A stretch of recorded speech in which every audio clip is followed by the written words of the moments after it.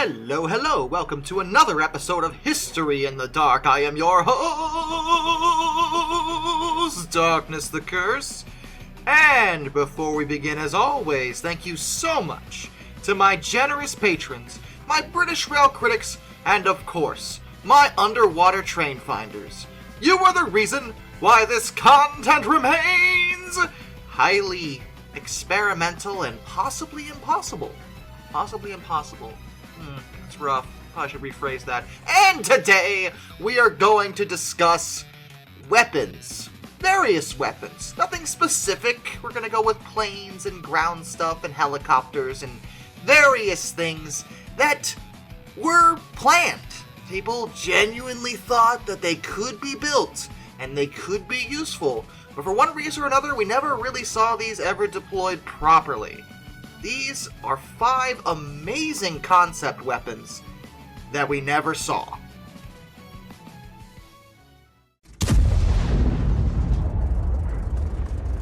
The North American Aviation XB-70 Valkyrie.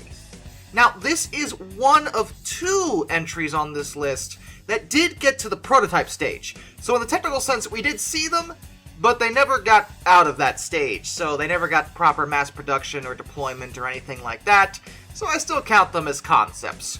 The Valkyrie was actually designed in the late 1950s as a 6-engined supersonic strategic bomber.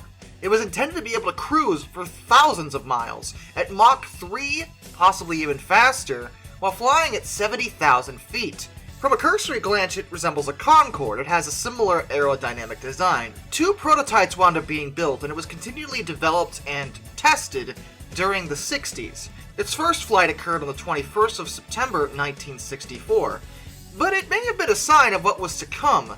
Shortly after takeoff, one engine actually had to be shut down, and an undercarriage malfunction warning meant that the flight was flown with the undercarriage down as a precaution. This limited the test speed to only 390 miles per hour, which was only half of what they wanted. Also, during landing, the rear wheels on the port side main gear locked, and the tires ruptured. This caused a fire that had to be extinguished, obviously. Tests after that, for the most part, went a little bit better, but over time, other technologies caused the American military to question whether or not they even needed the Valkyrie. For one thing, they had the B-52. And the B-52 was a very good, and still is a very good, all-around bomber. It utilized a lot of proven technology and was very flexible when it came to being upgraded. That's why they've stayed in service so long. The Valkyrie's design was very rigid, and the other issue was missiles. And this was twofold. For one thing, it was the Cold War. Soviets had developed very accurate surface-to-air missiles. Even with the Valkyrie's speed, these missiles would actually be a significant vulnerability, requiring it to shift to testing low-altitude penetration maneuvers. These would be harder to detect and stop through surface-to-air missiles alone. But the B-52 could do that just fine, again questioning why they even needed the Valkyrie at all. It didn't help that ICBMs came into the picture. ICBMs could do what the Valkyrie did, but without a risk to any kind of crew. Coupled with the fact that the Valkyries were very expensive to operate, and you can see why the project was cancelled. It didn't help that another one of the test flights actually ended in disaster due to a mid-air collision with an F-104. This caused the Valkyrie to enter an uncontrollable spin and crash in Barstow, California. 2 men died due to the accident, and people often say it's the reason the project was cancelled, and that's not strictly true. It didn't help, but the real reasoning was simply everything I just told you. There just wasn't a reason to use the Valkyrie at the time. They just didn't need it. The remaining prototype actually wound up doing some testing for NASA after a while, and they got some useful data out of it, to be sure, but eventually even she was retired. But don't worry, that remaining prototype is still around. She found her way to the National Museum of the United States Air Force at Wright-Patterson AFB in Dayton, Ohio. She's been on display there since the 4th of February, 1969, and you can still see her even today.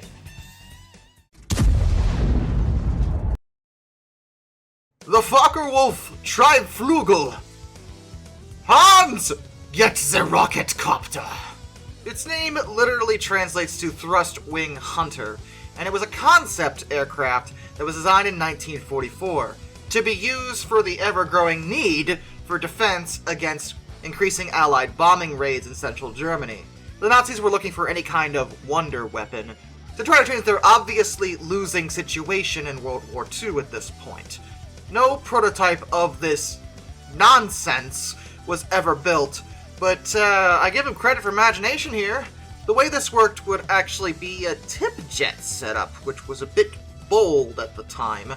Sometimes people think, and even I joked about it, that it only used rockets for this purpose, but that was only ever intended for startup. Once it got going, ramjets would take over, and that would actually propel the craft into the air, and keep it there, presumably, if it worked at all. It was designed to be a tail-sitter, taking off vertically, making it ideal for interceptor duties, but that's assuming it would have flown very well, and that is questionable. I believe it probably would have been able to stay in the air vertically, but flying forward may have been a bit more difficult because it didn't actually have any proper wings. It had tail fins, and it had the rotating helicopter wings. Flying that horizontally, I don't know how that would have gone. Stability might have been questionable, and a lot of other tail-sitters suffered from similar problems. Landing also would have been really questionable too, as there was no rotation thought of for the pilot. They would actually have to lower it vertically, again, back down to the ground while facing into the sky. They would have to turn around in a weird way to try to see behind them in order to land the thing. It would have been very difficult. It only reached wind tunnel testing when the Allied forces reached the production facilities. So we never got to see whatever this nonsense is. And while a lot of other attempted VTOL aircraft had similar tail-sitting concepts, none of them were as nonsense as the rocket copter. Hans! Where's my rocket copter? The McDonnell Douglas A-12 Avenger II. This is an interesting aircraft, and, well, it would have been. They only got to the mock-up stage of this thing, but it was designed for the United States Navy and Marine Corps as a replacement for the Grumman A-6 Intruder.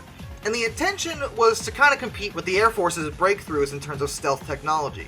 The Navy just didn't have anything like the stealth aircraft that the Air Force was using. And the A-6 first flew in 1960. It was over 20 years old, so the notion of replacing it wasn't unreasonable.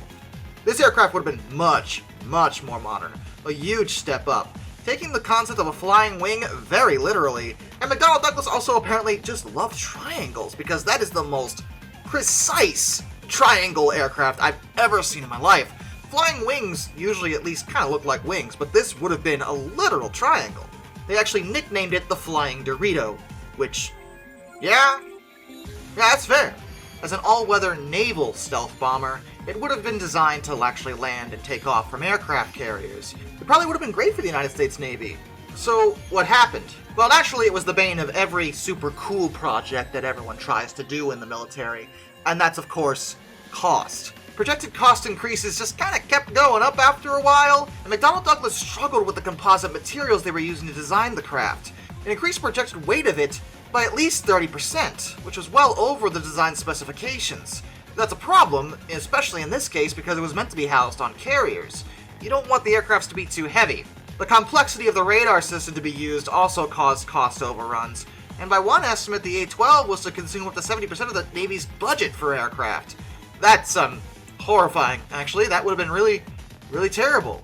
And the whole project was canceled by the 7th of January 1991, under breach of contract. The government felt that McDonnell Douglas had kind of screwed the pooch on this one, totally mismanaging the entire project, and there was a lot of legal nonsense in the aftermath. So bad, in fact, that Boeing wound up merging with McDonnell Douglas to kind of bail them out of the situation in a way. The case wasn't settled till January 2014, when Boeing and General Dynamics, who was also involved in development, agreed to settle with the Navy for $200 million each. A far cry from the billions that was actually spent on the project, but as long as it all worked out, fair enough. Sad we never got to see the A-12 Avenger II, as it definitely seems pretty cool to see a flying triangle, but yeah, never happened.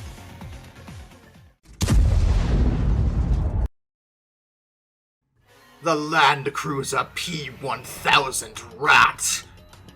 Hans! Bring me the big chungus. This thing, honestly, as awesome as it may have been, I don't think it would have gone very well. They never built it. but it was going to be it was going to be a super heavy tank in the technical sense, but it was going to be so heavy that I would prefer to call it something like an Omega heavy tank, because it would have been 1,000 tons, at least. That was an estimation. It would have had a length of 35 meters, a width of 14 meters, and a height of 11 meters. The crew would have been over 20 people, and its main gun would have been designed to be mounted on a battleship. This thing was so unnecessary. So naturally, Hitler thought it was a great idea, and he totally approved developing it. What would it be used for? Well, it's big and intimidating and scary. Probably long-range artillery strikes, and it could move around. In fact, the design parameters said it could probably go as fast as 25 miles per hour, which is 40 kilometers per hour, which... Absolutely not. There's no way it would have gone that fast. You couldn't even get the mouse to go that fast, let alone something this big and heavy. Whenever you're developing a land-based vehicle that isn't mounted on rails, you have to consider, well, the land. This thing would have been so heavy that getting it to go anywhere would have been a trying effort. It was so big that it was thought it could fjord over rivers, since bridges were absolutely out of the question. No way. But it couldn't even be transferred via railway. It was too big for trains. I think at that point you might want to question whether or not you really want to build something like this.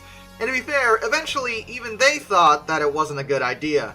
Minister of Armaments Albert Speer cancelled the project in 1943 because, no. I mean, at this size, at that speed, it just would have been a big target for Allied bombers. And what about taking it over mountain ranges? It can't go through tunnels, and I'm not sure it would have been able to go up a hill. I've said this about other things, but I'm going to say it again. This is no longer a tank. This is an ace combat boss. It was never built, even in prototype form, and to be honest, it probably was better off that way.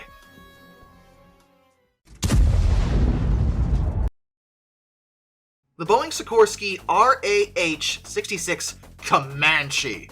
I am, to this day, so upset that the Comanche was never actually put into mass production, because I adore this helicopter. It's actually my favorite.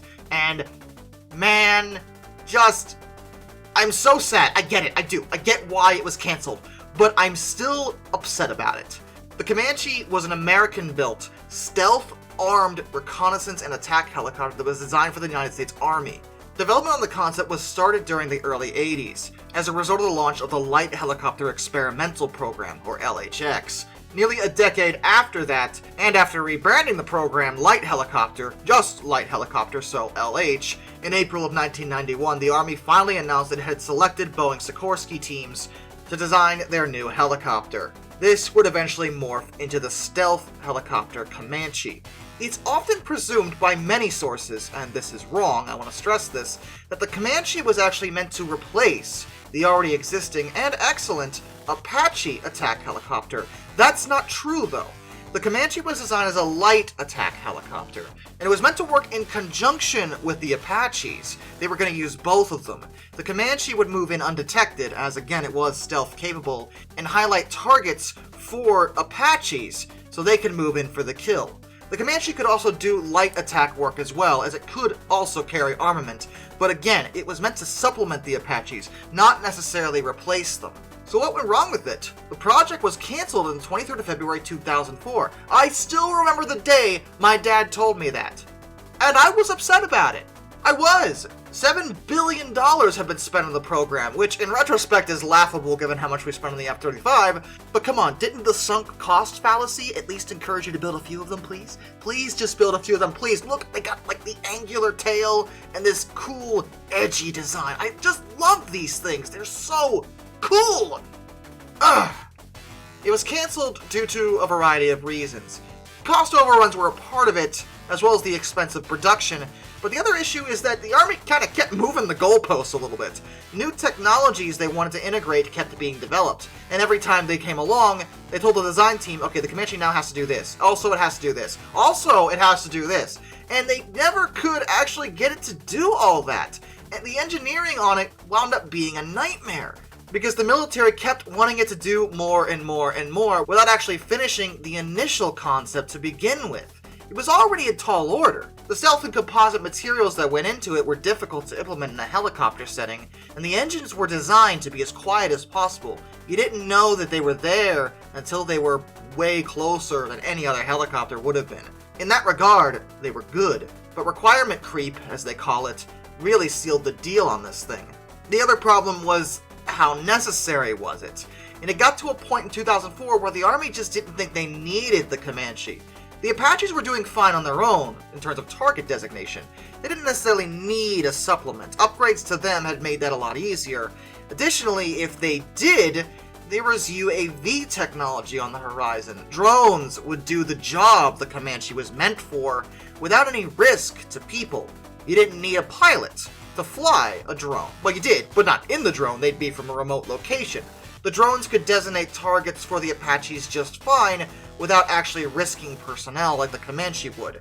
As stealthy as it was, there was always that chance that it could be shot down if it was seen, so the Army just didn't want to sink the costs into it when the drones were cheaper, more logical, and safer for personnel. At the end of the day, technology outpaced the project, which is a real shame because, again, I love them. They are such a cool helicopter. 2 prototypes were built, and fortunately, if there's any good news involving this sad story, I will say that they did preserve both the prototypes. The airframes are located at the United States Army Aviation Museum at Fort Rucker, Alabama, so you can still go see this absolutely phenomenal piece of helicopter design. Will we ever see anything like the Comanche? Maybe someday, but with the way drone technology is going, we might not see piloted aviation aircrafts in the military at all sometime in the future. I'm not sure how I feel about that. I mean, I have to restart my computer every couple weeks. Personally, I wouldn't trust it with Hellfire missiles, but that's just my opinion. And with that, a special thank you to all my underwater train finders. Thomas Ward, Lord Captain Von Thrust III, Sundew 267, Orange Glass, Joshua Long, Ohio Trucker 1, Royal Hudson 2860, Lord Hoth 444, Arthur Roy, Benjamin Owens, Panther Kitchen 131-232, Mr. Black Rose Tribal Typhoon, Master of None, Josh Johnson, Lock Kraken, Twin Fox, Timeblade 17, Anzac A1, and Dazzy Was It. Till next time, this is Darkness, and I bid you all a fond farewell.